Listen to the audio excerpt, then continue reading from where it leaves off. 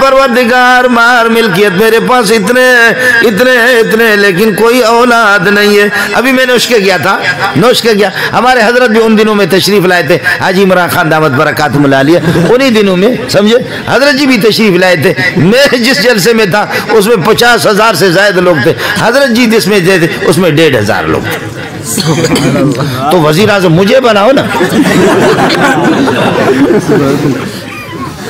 اسی نوشکے میں ایک دن میں,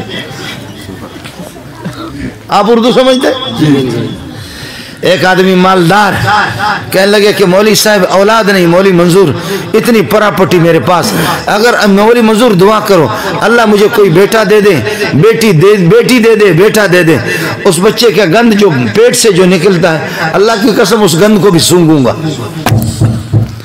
اولاد کی اتنی قدر میرے پاس ہے. ایک آدمی کہتا ہے پروردگار 20 لاکھ دے دے, قرض دار ہوں, قرض خواہوں نے تنگ کر دیا. دوسرا کہتا ہے پروردگار بیٹا دے دے, بیٹے دے دے. تیسرا کہتا ہے آنکھوں سے نہ بینا ہو رہا, میری بینائی کو بحال کر دے, قائم کر دے. چوتھا کہتے ہیں کہ پروردگار میں بیمار ہوں, تندرستی عطا کر دے. پانچواں کہتے ہیں کہ پروردگار مکہ مدینہ کی مجھے زیارت کر دے. چھٹا کہتے ہیں کہ پروردگار میرا فلاں کام کر دے.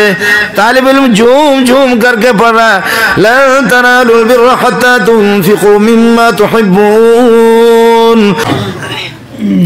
اب اے مولوی سن لو, طالب علم ابھی سنو, کوئی بیٹا کوئی بیٹی, کوئی صحت اور کوئی تندرستی, کوئی پیسہ کوئی مکان, کوئی بیوی, کوئی کیا کوئی یہ غریب کچھ مانگتے نہیں ہے, اس طرح جھومتے.